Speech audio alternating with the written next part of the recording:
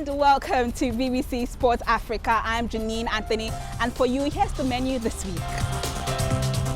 Iyabo Abade played women's football while James Johnson played men's.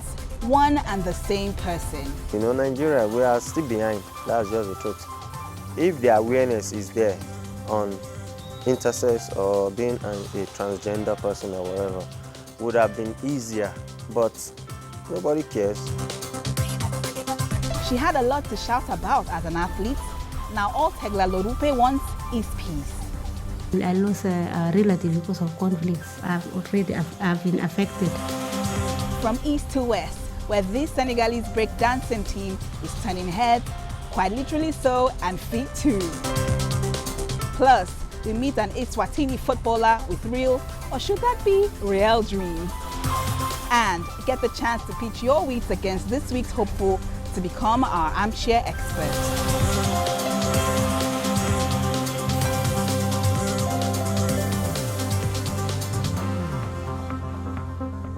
It's great to be back on your screens here in Lagos, where I was sent on loan to help a relegated team win the championship title. No, I didn't. But BBC Sport Africa scours the continent to give you the most interesting stories in sport from Africa. I'm Janine Anthony. Now, growing up as a staunch follower of women's football, I knew of the popular Iyabo Abade, whose pace and skills earned her a call-up to the senior women's national team of Nigeria, known as the Super Falcons. But today, Iyabo is now addressed as James Johnson, an ex-male footballer, because he was born intersex, which is a term used to define a variety of conditions in which the person's sexual anatomy doesn't typically fit male or female. This is his fascinating story. Well, my name is Iyabo Abade, then and now James Johnson, because I was born with both organs, So I decided to choose one to live with. So for now, I'm James.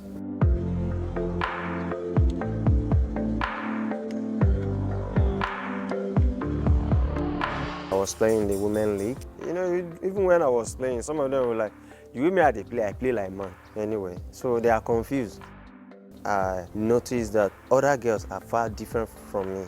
I'm much stronger than them in the game, and I played like a male.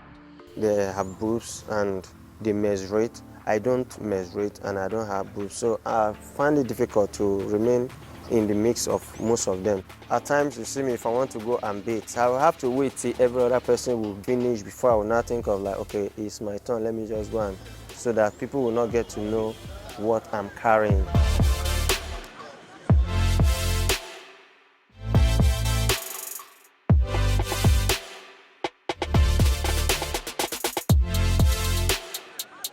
There was a time while I was still playing in the women's football when one of our opponents, I think the lady was like, I'm too faster than her, and the best thing she could do is just for her to undress me in the whole stadium, draw my pants down. Like, my teammate all backed me up and covered me. That was the worst time of my life.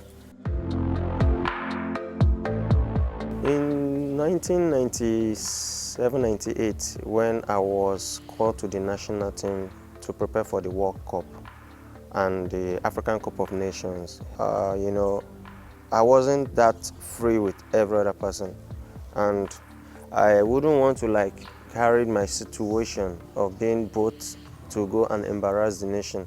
So I decided to like, since me and the doctor, we've talked at length, I think the best thing is for me to step down from the national team, because by the time I played against other nations, they will come out to protest that they featured a male in the women's team.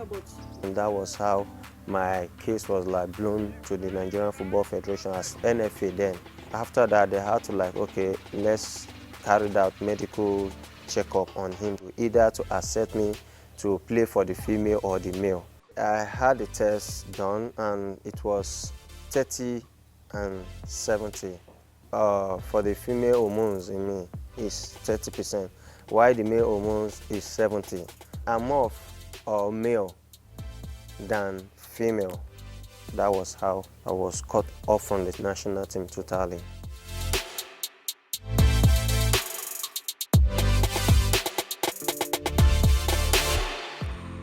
After my surgery, I was opportune to be invited from US to come down to Nigeria and represent the under-20 national team in 2005.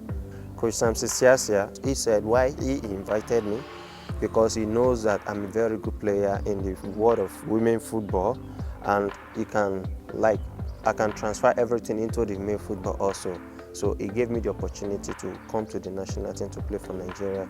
But my age is just a year older than the tournament. If not, he would have been the one to blow me to the world in the national team of under 20.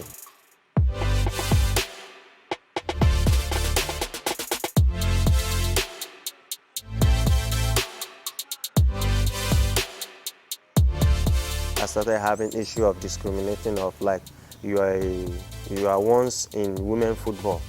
We don't think you can fit into male football.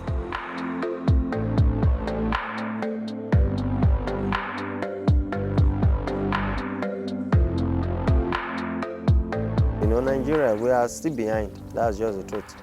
If the awareness is there on intersex or being a transgender person or whatever, would have been easier, but nobody cares, and everybody will just look at you and like you are not human. That's their main issue.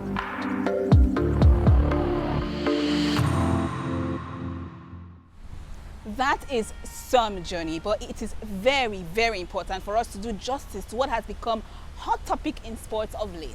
With me is sports journalist Oluchi Tobechukwu, also known as Tobex Sports, who was an ex-footballer and a very close friend of James Johnson. It's so good to have you with us, Tobex, for what is a very dear topic to you.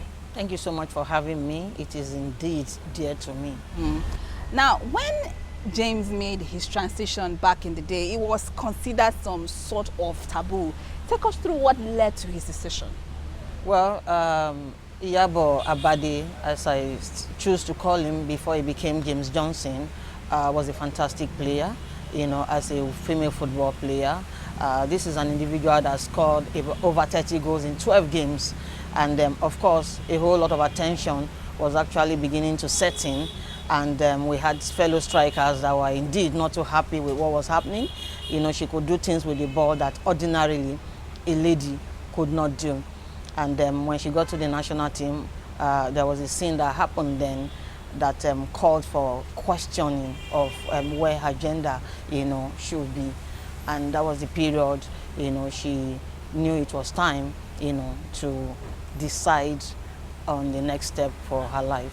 Because she was a very likable person, we were there to give her moral support. It's so interesting to hear that at the time when Iyabo made transition to James, she got a lot of support. Now, for James Johnson, do you think things have changed for him? Well, it's been quite challenging. It's not be easy for him. You know, you remember I told you he did so very well while as a female in the women's league. Switching over to the males league, it was very, it wasn't accepted for all the clubs, you know, he went to for screening.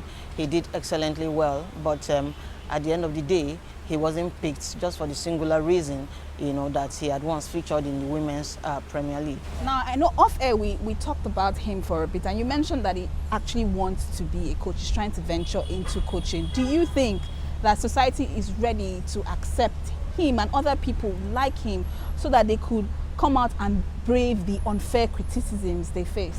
Honestly, JJ has been bold. He's been bold. He has this mental strength, which I will also advise other people in his category to pick up. You only have one life to live. Forget what people are saying. If the people that are closest around you have accepted you for who you are, I think as time goes on, the larger society will get to do that. Very insightful there from you, Tobex. Thank you very much. We'll be coming back to you much later on the show because our next interviewee is an icon. She was the very first African woman to hold a marathon record. The Kenyan former champion Tegla Lorupe has since gone on to become an icon and a spokeswoman for peace, women's rights and education. And Victor Ayom has been asking her why.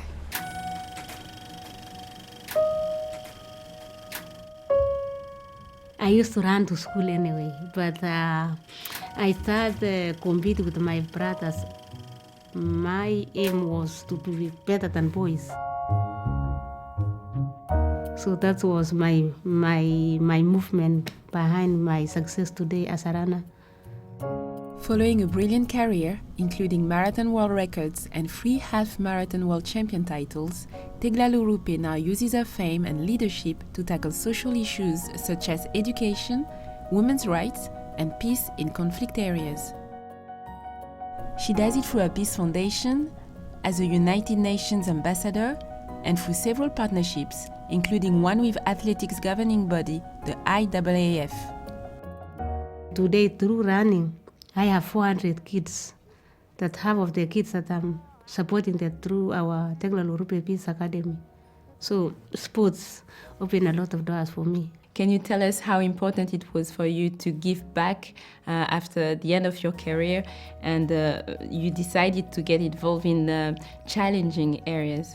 After my engagement in sports, I went to work with the conflict people. That's we call Karamojan clusters, using sports to unite people who have been in conflict for many, many years. I lost family, I lost a relative because of conflicts. For me, it's not just like somebody doing NGOs like other. I've been affected, and I laugh. I'm happy for what I'm doing. When I see one person, I change your life. I know one person can change another life. And do you have any example of how those activities have changed lives? We had a reformed warrior he was anyway to be hanged, but we reformed him. I have MOU with my government that if I reform somebody, don't kill this person because he has many other followers. But when we disarm in diplomatic, he will disarm automatically the rest. So we brought this man to be our security in the school. And we sponsored one kid from him. 1 year later, he came to me and said, Madam, I have a daughter. It never happened for a girl. I have a daughter. I will pay through my salary. You sponsor this man, this guy, I have to sponsor my own daughter. He became proud. Many other brought kids in our school. Last year, his son sat standard 8 exam. You know that he became number 1. So you see, from the son of a criminal to be number 1 in class in Kenya exams is something special. So that makes me happy. Tell us more about the Peace Marathon that you've introduced. You want to come and run? Yes. Yes. Well, we have annual event we call Teglalu Rupe Peace Race. It's not just a race, it's a 2 days event. The first day is a dialogue where we bring all the stakeholders, the government, the diplomatic corps, to come and talk to people and understand one another, to build that relation, and bring the people who've been fighting in the forest to lay down their arms and come and talk. So, and then the following day we have a children program that we work together with IAAF. They call kids athletics. We try to empower everybody from the small one to the head of states. And then after that, we have celebration where we kill animals. We believe in Africa that when you share food together with your enemy, you are no longer enemy, but like a family, a friend. So we give them animal to eat, and they go home the following day, changed people. That's it for part 1. When we come back, we'll be bringing you more song and dance right here on Sport Africa from the BBC.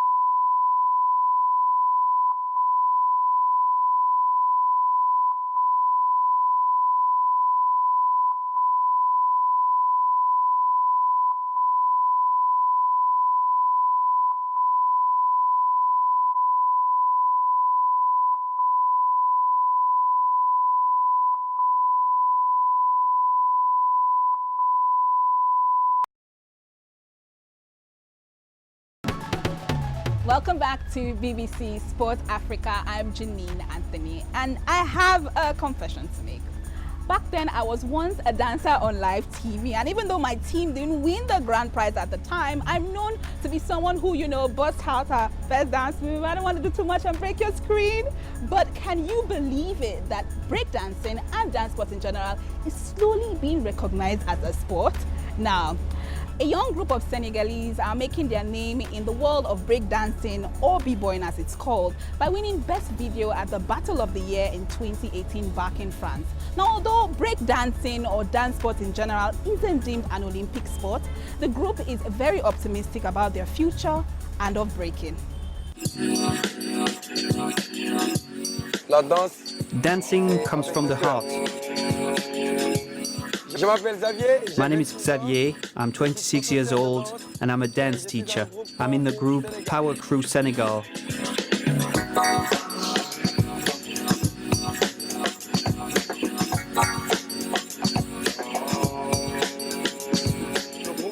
With the group behind me, we participated in Battle of the Year in France in 2018.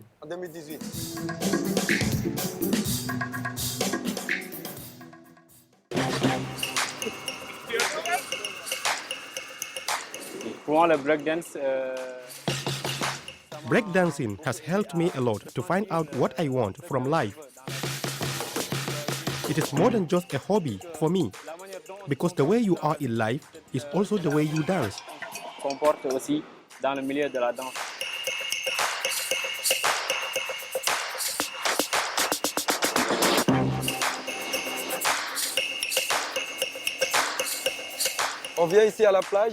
We come here to the beach. It's good to practice on the beach. Sand makes breakdancing very difficult. But think about it. You work here, and then when you go back indoors, you are much faster.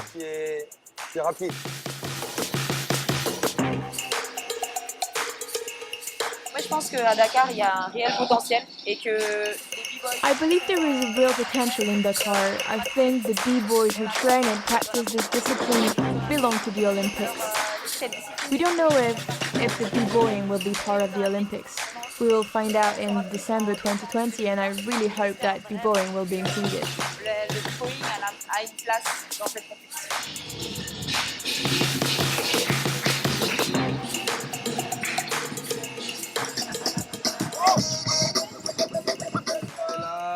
Here we are in a battle, and this time it's not a group battle.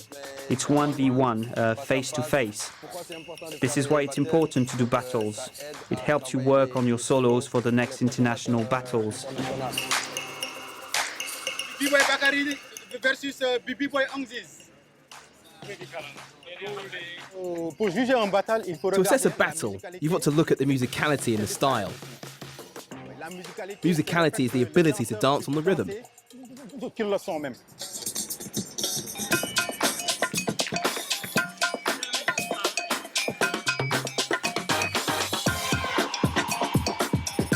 Watching breakdance is really something important to us. It's not just a sport or a type of dance. It's something like a family, full of love. And it's really very important to us. If it ever gets to the Olympics, we would then be able to share it with the world, with a lot of joy and love.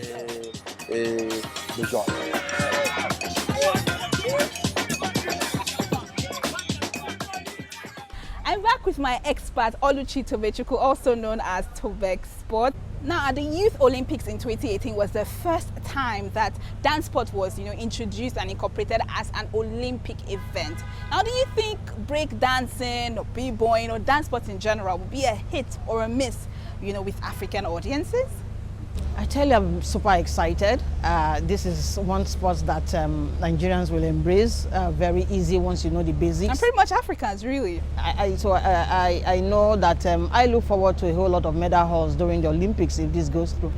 How can it break into the traditional circles of the bigger sports? We do know we have a cheerleading, association in terms of it being profitable and if, people would really accept it in our society. I do not agree with you.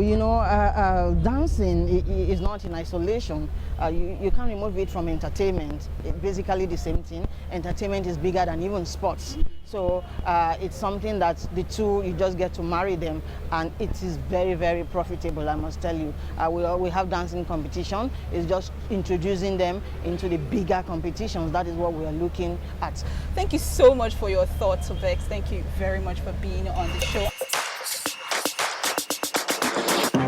As dance sport is looking to become the future of sports, our armchair expert for this week has to dance to the rhythm of our quickfire sports quiz.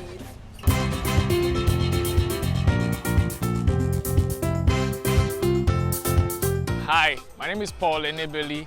I'm an Arsenal fan, a top gunner, excited about the new season. Come on, you Gunners.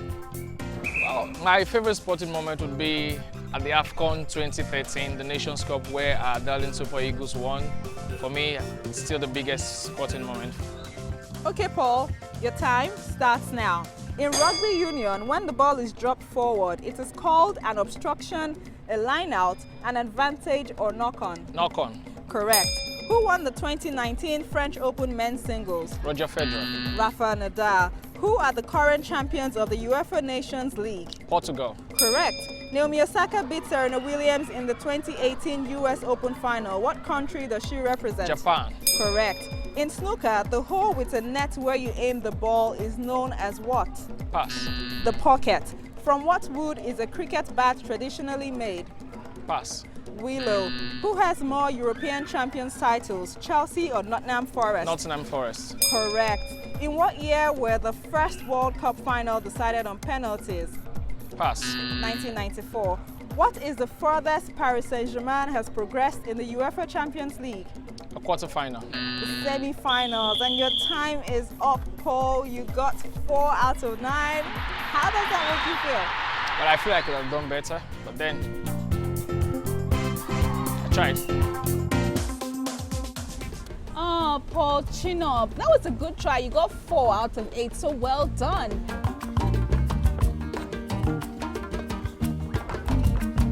So let's face it, most of the things we've achieved, we ended up dreaming it. And for this young kid from Eswatini, his dreams got real.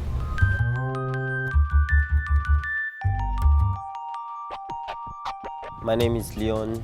I'm 18 years old. I'm playing for the national team of Eswatini.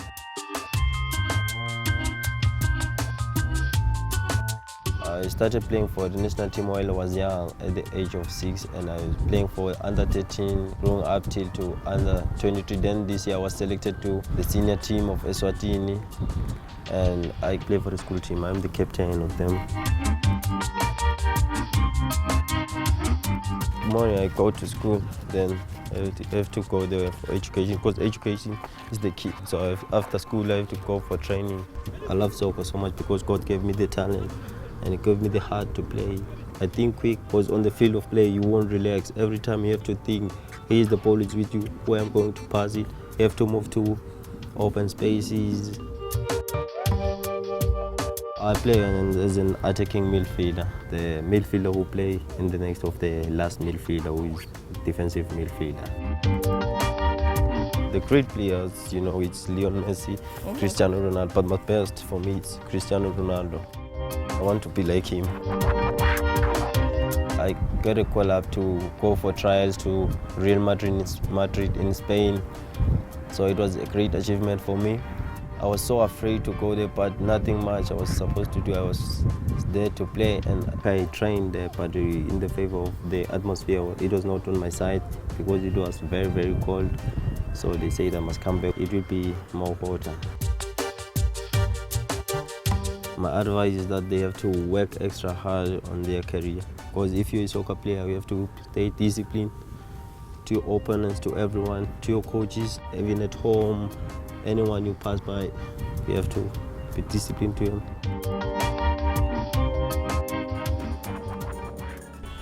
Wow, just imagine. How did Real even get to find him? Impressive, impressive stuff. And on that note, we end it for you this week on BBC Sports Africa. And what will we be without your feedback? Your awesome feedback. So let us know what you think about what you've seen in this program via Facebook or Twitter or our BBC Sports Africa website, where you can watch and catch some of these pieces again. And of course, get updated on all of the sports happenings in Africa. I want to say a very big thank you to my guest Tobek Sport and for you for tuning into the show. My name is Janine Anthony and I'm signing out from Lagos this week. Goodbye. Should I show you my best dance move? Nah, tune in next week.